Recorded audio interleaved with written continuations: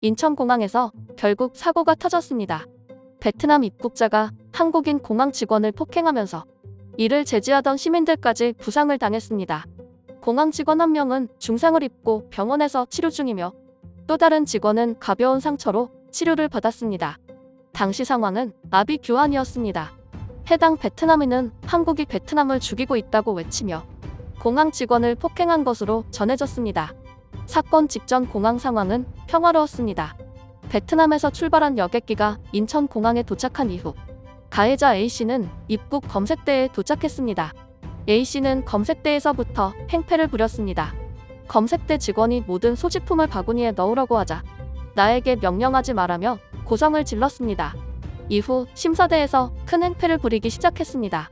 심사대에서 해당 베트남인이 불법 체류 의심자로 판단하고 까다롭게 평가했기 때문입니다.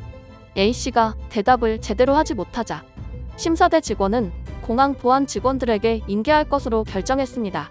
이 과정에서 A씨가 한국이 베트남을 죽이고 있다고 고함을 지르며 직원들을 폭행하기 시작한 겁니다.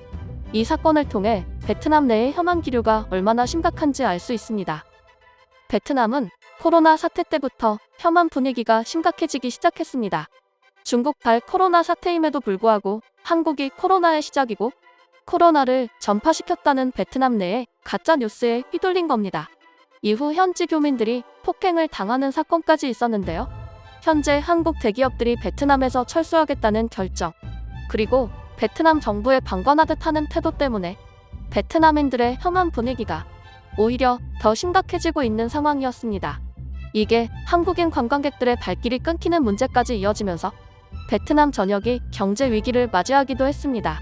이 때문에 혐한 분위기가 잠식하기는커녕 오히려 더욱 심각해지기 시작한 겁니다.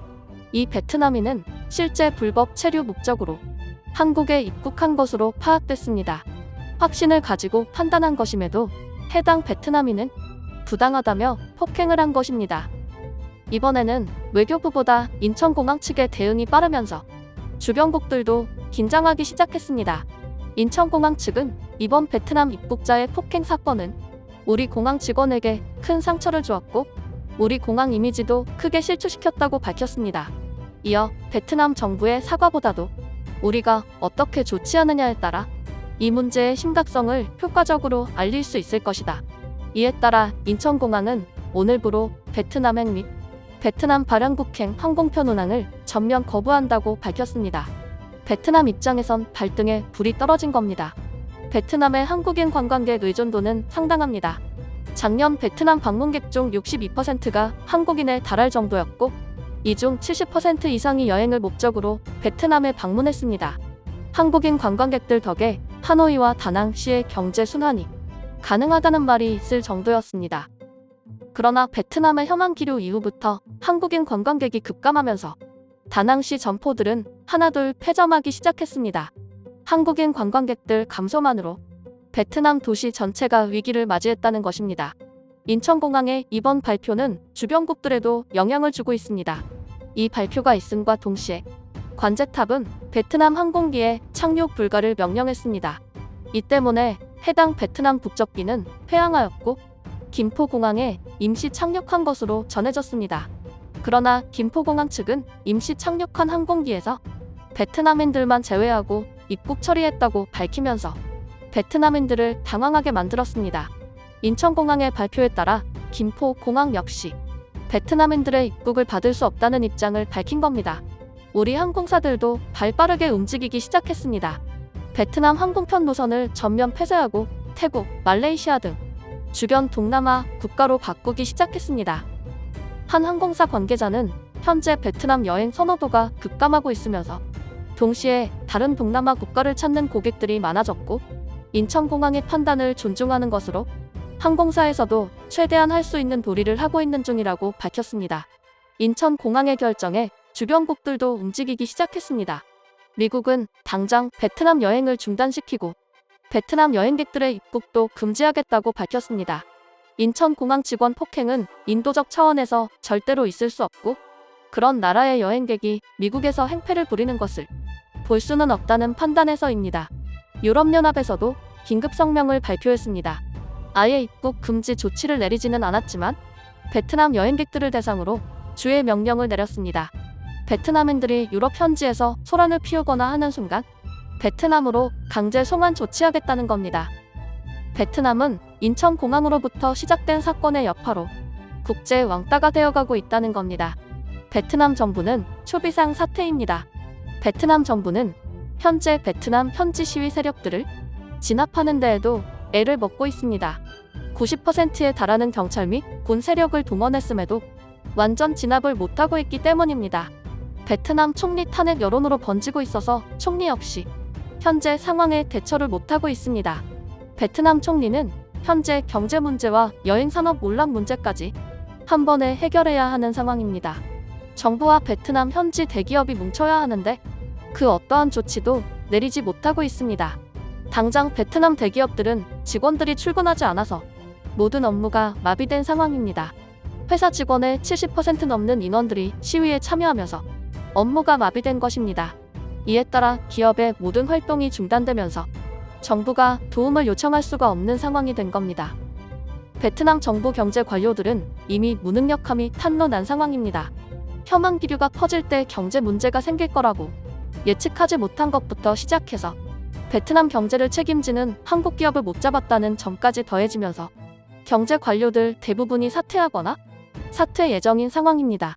무정부 상태와 경제 마비가 동시에 찾아왔다는 겁니다. 우리 외교부는 베트남의 이런 어려운 상황에 쐐기를 박았습니다. 외교부 대변인은 베트남의 인천공항 폭행 사건은 앞으로 절대 볼 일이 없을 것이라며 더 이상 베트남 여행객과 불법 체류자를 두고 보지만은 않을 것이라고 발표한 것입니다. 외교부는 앞으로 베트남 여행객들을 받지 않을 전망입니다. 한국발 베트남행 항공기도 다시 노선이 재개되기는 어려워 보입니다. 이미 항공사들도 베트남행 항공편을 모두 폐지해버리고 있는 가운데 다른 주변국들의 한국 여행객 유치가 적극적이기 때문입니다. 태국 등 주변국들은 여행상품 패키지를 적극적으로 출시하면서 한국 관광객들 잡기에 나섰습니다. 이에 따라 인천공항 및 우리 항공사들은 바로 반응하기 시작했습니다. 베트남 관련 노선을 폐지하면서 다른 동남아 국가 항공편을 대폭 늘렸기 때문입니다. 이로 인해 베트남을 제외한 동남아 국가 왕복 항공편 이용률이 40% 늘어나는 등 톡톡한 효과를 보고 있습니다. 외교부도 베트남을 제외한 동남아 국가와 협약을 맺으면서 서로 간의 여행 및 경제 활동 단합력을 강화하고 있습니다. 태국 정부는 한국에 협력 제안을 한 것이 새 정부 들어서 제일 잘한 일이다. 앞으로 한국이 요구하는 것, 그리고 태국의 경제 활동 발전을 위한 모든 것을 할 것이고 한국인 관광객들을 위한 모든 상품을 개편하거나 새로 추가하는 등의 노력을 할 것이라고 밝혔습니다. 우리 기업들의 움직임도 심상치 않습니다. 당장 현대차와 삼성, LG 등의 대기업들은 베트남에서의 투자를 더 이상 하지 않겠다고 밝히면서 베트남이 한국에 도움을 요청할 길이 점점 줄어들고 있는 게 현실입니다. 판민진 베트남 총리는 긴급하게 한국에 회담 요청을 했습니다. 한국 정부와 한국인들이 베트남에 대한 오해를 하고 있기 때문에 회담을 통해 오해를 풀어야 한다는 입장입니다. 그러나 우리 정부와 기업들은 이미 베트남 때문에 극심한 손해를 기록하고 있는 상황이라 베트남과 더 이상 할 말은 없다는 입장입니다. 베트남 총리가 뒤늦게 현실을 인지했지만 상황을 돌이키기는 매우 힘들어 보이는 이유입니다. 베트남 교민들도 하나 둘 국내로 들어오기 시작했습니다. 베트남 현지인들의 혐한 분위기 때문에 이미 생활을 이어가기가 힘든 상황이 됐기 때문입니다. 한국과의 관계 문제가 결국 국제 왕따 문제로 번졌고 주변국들까지 베트남과의 거리두기를 하면서 베트남은 완전 침몰할 것이라고 정치 전문가들은 분석했습니다. 베트남 총리는 뒤늦게 사과 성명을 발표했습니다. 그러나 이 사과 성명에 우리 정부는 그 어떠한 대답도 내놓지 않고 있습니다. 이미 늦었다는 것입니다. 제가 준비한 소식은 여기까지입니다.